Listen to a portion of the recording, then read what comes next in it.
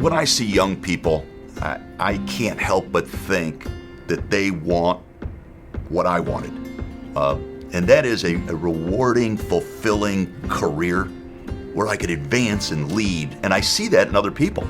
And having that instilled into our current leaders has caused them to say, well, I want younger people, I want some of the newer people to experience now the path that I've taken. And it's very rewarding. Power Ed provides scoreboards and score tables to high schools. We own the inventory around these scoreboards and score tables, and that's how we're able to generate enough revenue to give it to the schools. My role has really changed over the years. In the beginning, I was everything. When I got here, it was a very flat company. Bob and Jen were at the top. They were very involved, but they were managing basically everybody in the company. When we started moving into a point where we had to have managers manage the different divisions, it had a lot to do with their pure ability, but what we learned pretty quick is it was just as much about the character of the person and the work ethic of the person as it did, are you good at what you do? Specifically for my department, we had no manager, and so after a while I kind of found myself having desire to help and train, and people would come to me just, I think mostly out of tenure, but I also had some sales success. Kylene has that balance that she can be no nonsense, very strong, and it's out of care and compassion. So after a while I said, Bob, Jen, I'm kind of managing or leading the department. Can we make this official? And they gave me a go and gave me a try.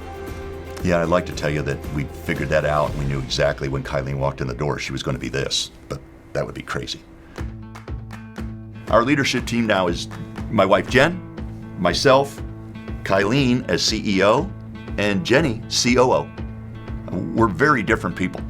The single biggest thing we have in common, though, is our compassion and our care for one another. Leadership development here is interesting because it's not formal. Like, we don't have it written out, right? Like, this is how we're going to leadership develop and train and recognize individuals. It's much more organic. At Jen's initiative, the first thing that we did was she had a discipleship huddle that all four of us went into and were trained. We learned the discipleship square and huddle, and so it's something that the leadership team really embraced. We began reading books together. Then we began going to things like the Leadership Summit.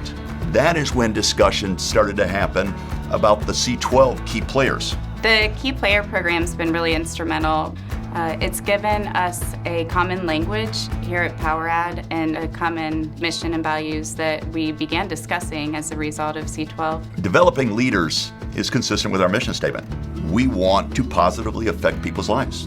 We want to make a difference. We strive to do that with every one of our employees and certainly our leaders. For example, Andrew started as my assistant 9 years ago. Now he's the director of sales. But it really took me digging in and empowering him, trusting him. I used to be very guilty of kind of giving somebody a task and walking away and going on with my day and waiting to see if they kind of sunk or swam. And that was not very successful. So it's walking through the square, walking along with him, showing him how I do things. It elevated his career, but also elevated mine at the same time. We had a goal to invest in people and create leaders, not necessarily for succession, but create leaders. The next natural step is let them lead. Bob and Jen laid this beautiful foundation, and now it's our job to do the same, which we're doing with Andrew and others, but also tasking Andrew with identifying what leaders below him he needs to develop. I think we're always trying to find individual and personal talents of people and try to make those shine, whether it is just a salesperson or a future leader, future manager, future CEO.